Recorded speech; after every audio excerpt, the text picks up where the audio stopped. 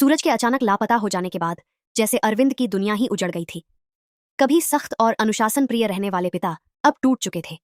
गांव की गलियों में भटकते हुए हर गुजरते लड़के में उन्हें अपना सूरज नजर आता और वे उसे रोककर गले लगा लेते। लोगों की नजरों में वह पागल हो गए थे, लेकिन असल में वो एक बाप का बिखरता हुआ दिल था। इधर बस्ती में तरह तरह की बातें उड़ रही थीं। कोई कहता सूरज यूपी के किसी खतरनाक गैंगस्टर के साथ मिल गया है, तो कोई उसे बड़ा गुंडा बता रहा था। वक्त धीरे धीरे बीतता गया। पूरा 1 साल गुजर गया, लेकिन सूरज की कोई खबर नहीं आई। फिर एक दिन गांव की वही धूल भरी सड़क अचानक सन्नाटे में डूब गई। जब नीली बत्ती वाली सरकारी गाड़ी आकर रुकी, सबकी सांसें थम गईं। लोगों को लगा शायद कोई बड़ा अधिकारी आया है, लेकिन जैसे ही गाड़ी का दरवाजा खुला, सबकी आंखें हैरानी से फैल गईं। गाड़ी से उतरा कोई बदनाम गुंडा नहीं, बल्कि एक दमदार शख्सियत, आईएएस सूरज सिंह। जिस लड़के को लोग अपराधी समझ बैठे थे, वही आज जिले का नया कलेक्टर बनकर उनके सामने खड़ा था। उसकी चाल में आत्मविश्वास था, आंखों में एक अलग ही चमक। अरविंद जब अपने बेटे को इस रूप में देखते हैं, तो उनके भीतर का सारा दर्द बह निकलता है। उनकी आंखों से आंसू रुकते ही नहीं। सूरज उनके चरणों में झुक जाता है और कहता है, पिताजी, आपका सपना पूरा हो गया। आपका बेटा लौट आया है, कलेक्टर बनकर। ये सुनते ही अरविंद का सीना गर्व से भर जाता है। वो कांपती आवाज में कहते हैं, तूने कर दिखाया बेटा, अब लोग मुझे तेरे नाम से पहचानेंगे। घर की चौखट पर जैसे ही सूरज कदम रखता है, ताई माँ दौड़कर उसे गले लगा लेती हैं।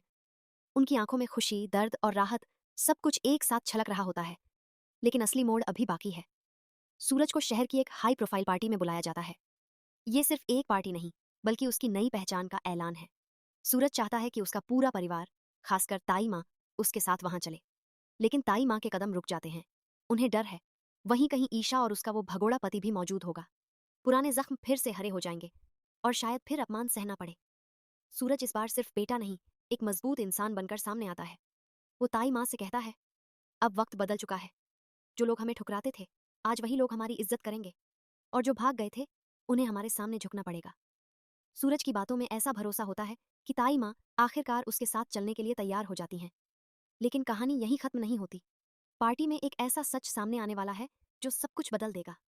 ईशा अब अकेली नहीं है, उसके साथ एक मासूम बच्ची है, जो आकाश की पहली पत्नी की आखिरी निशानी है। अब सवाल यह है कि क्या सूरज अपने पुराने प्यार को अपनाएगा, उस बच्ची को भी अपनी जिम्मेदारी मानेगा, या फिर हालात ऐसे मोड़ लेंगे कि ईशा खुद सूरज से दूर होने का फैसला कर लेगी, सिर्फ उस मासूम की खातिर। एक तरफ प्यार, दूसरी तरफ जिम्मेदारी, और बीच में खड़ा है सूरज। अब देखना यह है, क्या सूरज अपने दिल की सुनेगा या समाज की?